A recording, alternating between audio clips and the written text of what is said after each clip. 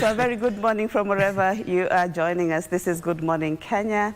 Indeed, you're just in time for the Good Morning Kenya news, where Raila Odinga to make known his next political move next week as President Ruto asks Kenyans to continue registering with the Social Health Authority, and IBC wants 15 billion shillings for the 2027 general elections. All that coming up in this particular bulletin, including business and sports. So stay tuned. Now, Maragua police in Murang'a County are in the spotlight over the handling of a case of defilement and murder of a 3.5-year-old girl in the constituency 2 weeks ago. Now, the law enforcement officers are accused of allegedly arresting 3 residents who were vocal in condemning the incident and had faulted the police for alleged laxity in handling the case.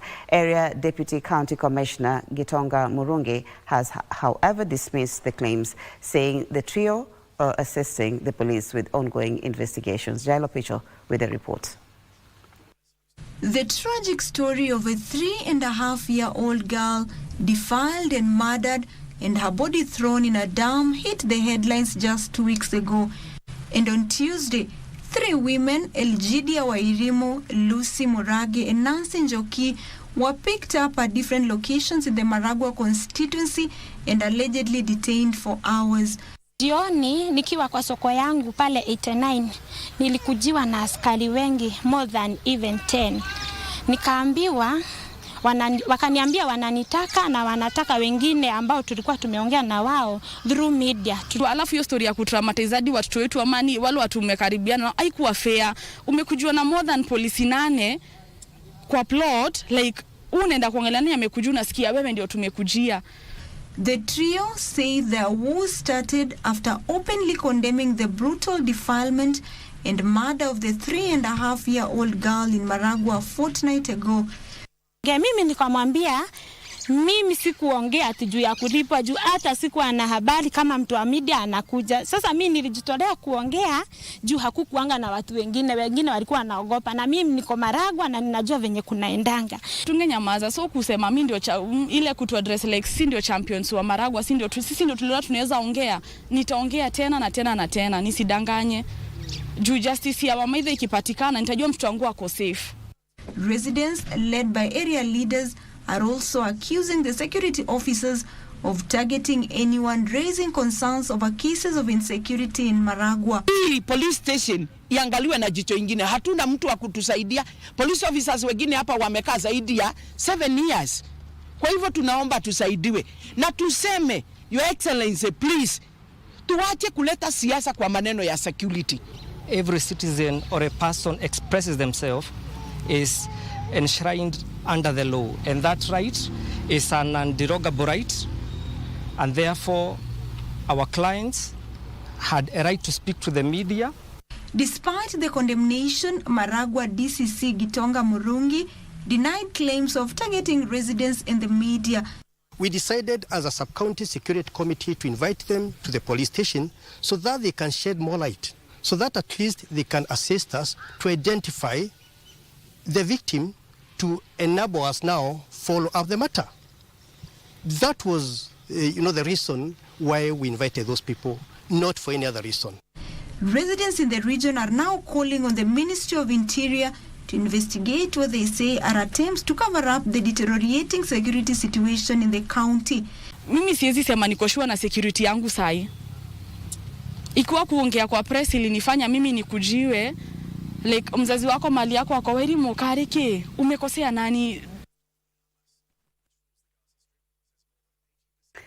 Kenyans have been urged to continue enrolling for the Social Health Insurance Fund to access the various healthcare services under the fund. Speaking in Kwale County during his second day of his week-long tour of the coastal region, President William Ruto reiterated that the registration will assist the government collect the necessary data to adequately equip the health sector and ensure it aligns with the needs of Kenyans. Our reporter Anburu with the details.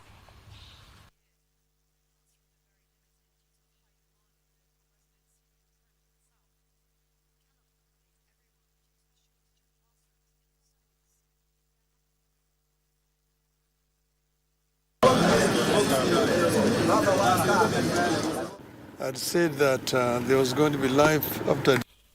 Day 2 of the Coast Region Working Tour, and President William Ruto began his day in Kwale County in Lungalunga constituency.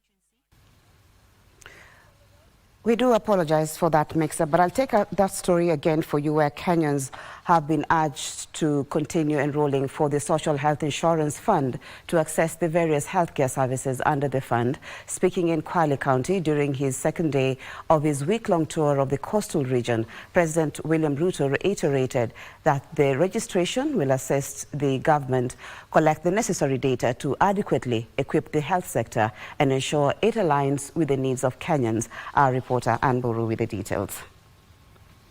Day 2 of the Coast Region Working Tour, and President William Ruto began his day in Kwale County in Lungalunga constituency, where he commissioned an ICT hub and the last mile electricity connectivity project. Here, the president urged leaders to focus on service delivery. Mambo ya uchaguzi tulimalizana nayo.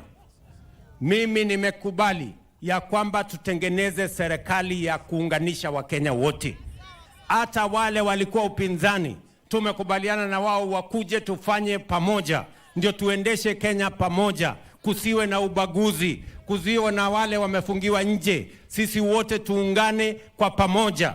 Waswahili wanasema umoja ni nini? Si umoja ni nguvu jameni? Tukiungana kuna makosa. Munasema tuungane ama tutengane?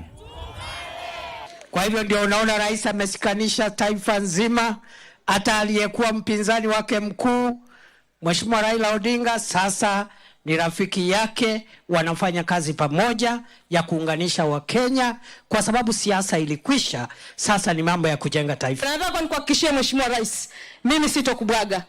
Hii kaunti inaifanya kazi. Ndivyo ama sivyo? Mtono sitonwa. Mheshimiwa Rais, nataka nikushukuru na nikuhakikishie hawa viongozi wote tunafanya kazi kwa pamoja, mpaka wale wenye wivu sasa wana kijicho wanalia sana. Ndio sasa wameleta siasa ya ukabila, na Mheshimiwa Rais amesema tunakemea siasa. Speaking during the opening of an operating theatre, general ward, and commissioning of a new X-ray block at the newly upgraded Mkongani Level 4 Hospital, the President, who was accompanied by Health Cabinet Secretary Deborah Barasa, called on Kenyans to register for the Social Health Insurance Fund, as it will go a long way in assisting the government in collecting data that will be used to improve health services. Tafadhali, tunawauliza, mujisajili ndio serikali ya Kenya tuwe na information ya kuweza kupanga mambo yenu ya matibabu. Tuweze kujua hospitali hii wananchi wake wa hapa ni wangapi. Tuweze kuhakikisha ya kwamba kuna wauguzi wa kutosha. Tuweze kujua kuna equipment ambayo inahitajika katika hii hospitali kiasi gani. Tuweze kujua madawa kiasi gani inahitajika hapa hospitalini. Inaanza na wewe mwananchi kujisajili, kujiandikisha. Na sasa pia ningependa tu kuhimiza, Mheshimiwa Rais amesema tujisajilishe. Tukijisajilisha, hiyo pesa unapoonekana kwa hii hospitali ya kijijini ya nyumbani hapa, pesa inarudishwa hapa, mnaendelea kujijenga. Sawa au sivyo? Tujisajilishe. Asanteni. At the same time, he commended the community health promoters for the commendable job they continue to do in the grassroots. Mama Achani pamoja na serikali ya kitaifa tumeungana kuhakikisha ya kwamba matibabu yanaanza kijijini. Muuguzi wa kwanza pale kijijini ni CHP.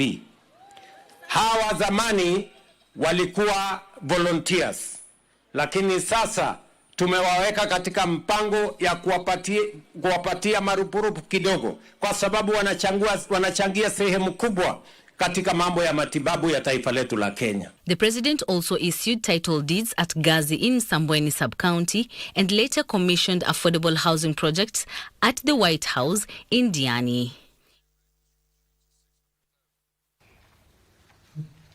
Former Prime Minister Raila Odinga says he will make known his political move next week after consultations with various stakeholders. Speaking in Kisumu after meeting elders and the youth from the lakeside town, Odinga said his quest for the African Union Commission chairmanship is now a closed chapter and his focus is firmly on Kenya's affairs. He further said his consultations will be broad.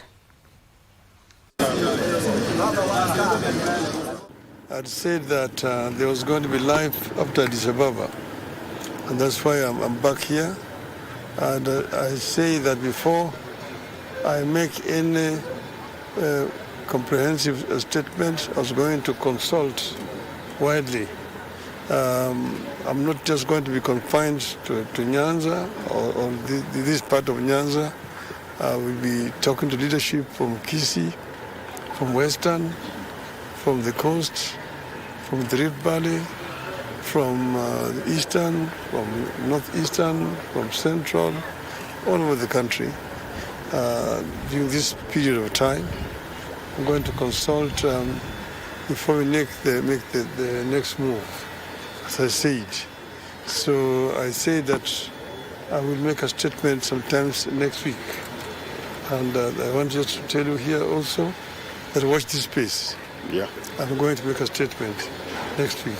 Who fought a good fight in Addis Ababa is now back home with us. And he came to meet us, the leaders of the party in Kisumu County, so that we can share certain ideas and certain experiences for the betterment of our nation, Kenya. The Independent Electoral and Boundaries Commission wants a part of the 2027 general election funds to be allocated in the 2025-26 budget to begin preparations for the 2027 poll. The electoral agency, while appearing before the National Assembly Justice and Legal Affairs Committee, requested for at least 15 billion shillings to facilitate procurement of digital kits.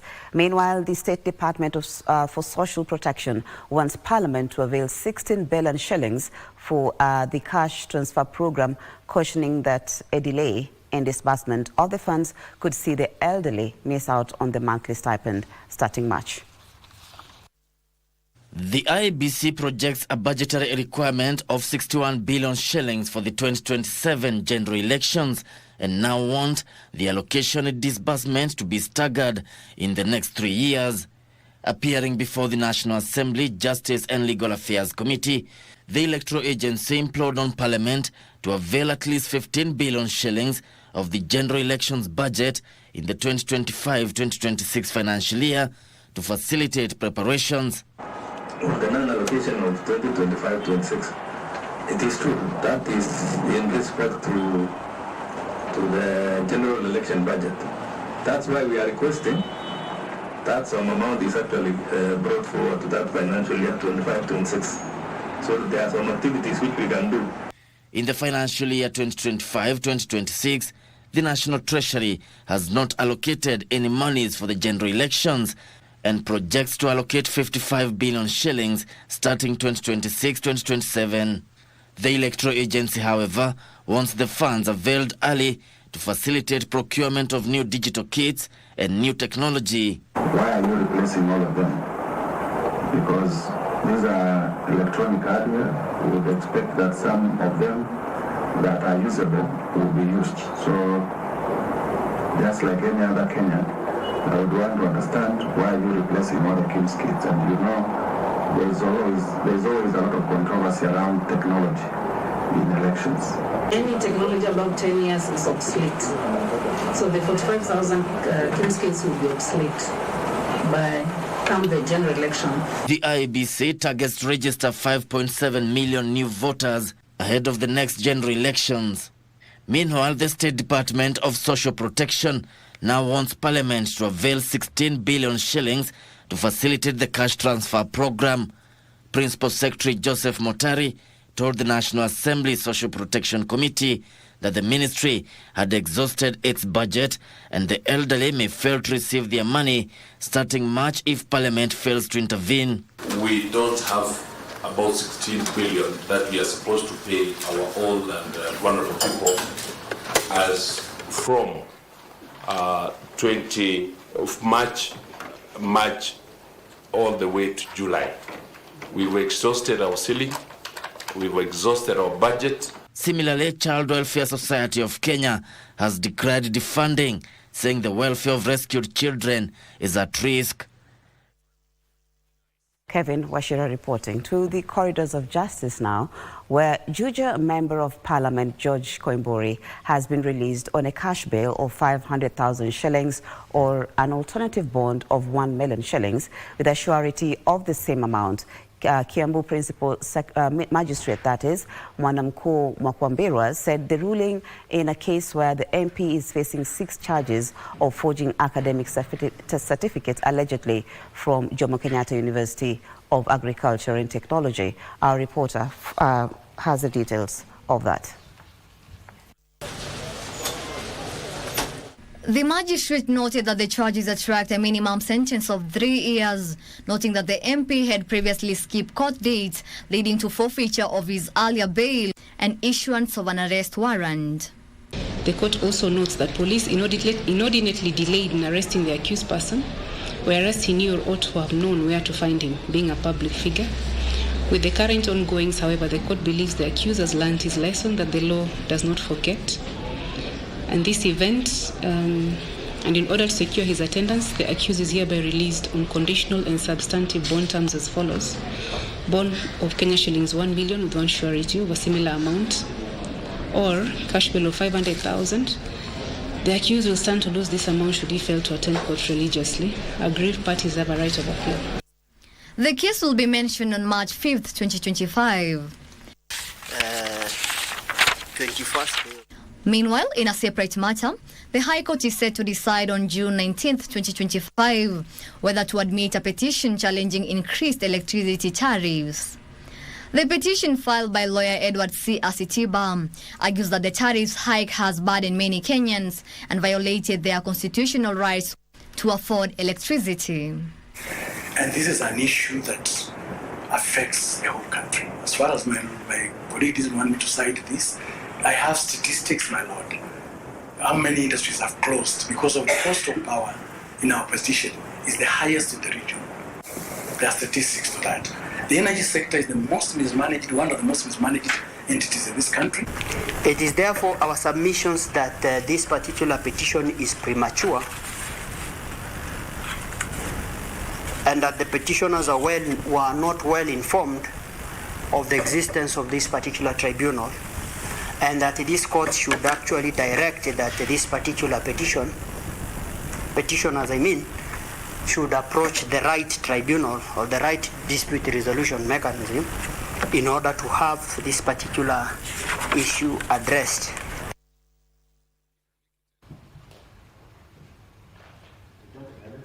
We look at business, where women dedicate over 3 times for unpaid care work than men, averaging 4 to 5 hours daily, while men spend just about an hour. This is according to non-governmental organizations limits women's access to the workforce and financial independence. Globally, women perform 76% of all unpaid care work, according to the International Labour Organization, spending more than 3 times as much time on caregiving tasks as men. Kenya is poised to become the second African nation to implement a national care policy aimed at recognizing, redistributing, and compensating care work.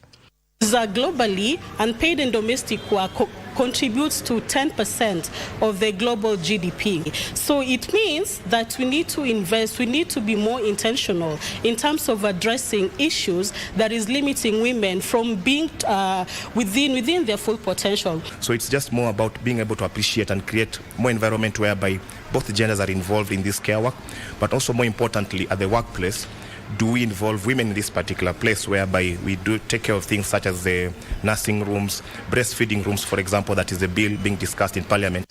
Despite progress in financial inclusion, gender disparities persist. While the gap in financial access has narrowed, only 31% of women in Kenya have formal bank accounts compared to 40% of men.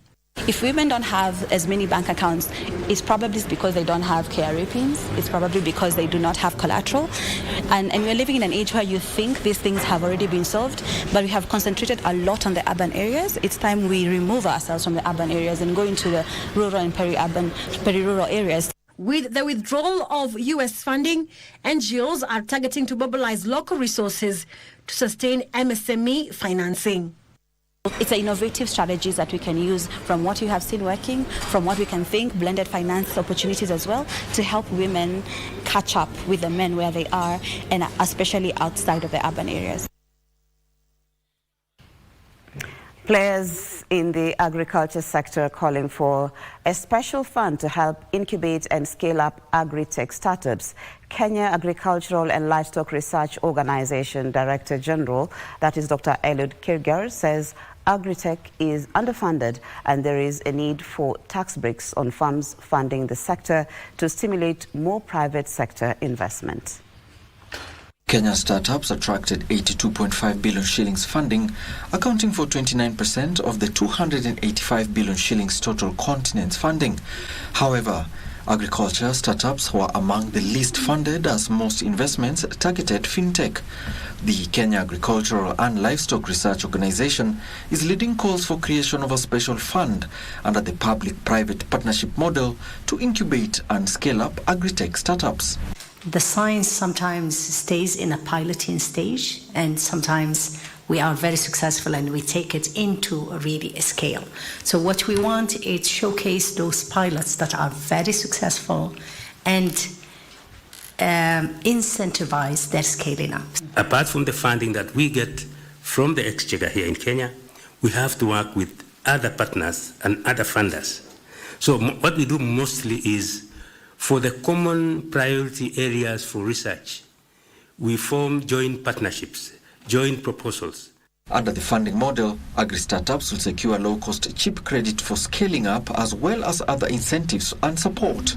This will be technologies that are suitable for our small-scale farmers, medium-scale farmers, and of course a few which are, because most of the time the large-scale farmers are able to access technology very easily. But the challenge is our small-scale farmers who face a lot of challenges. They were speaking ahead of the Science Week slated for April this year in Nairobi, where innovators will showcase their innovations and products to buyers and investors. To sports now, where Kenyan darts player Peter Washiuru moved to 5th position after day 2 of Group A competition of the Modern Super Series that is taking place in Portsmouth, that is in England. Washiuru won 4-0 against Tony Showalter of the Netherlands and 4-1 against Barry Copeland. He, however, lost 2-4 to Colin Osborne of England, 2-4 against the American Leonard Gates, and 3-4 against Dutchwoman Noah Lynn van Loven to get to 6 points. Copeland leads the standings with 18 points as the final Group A round is played on Wednesday.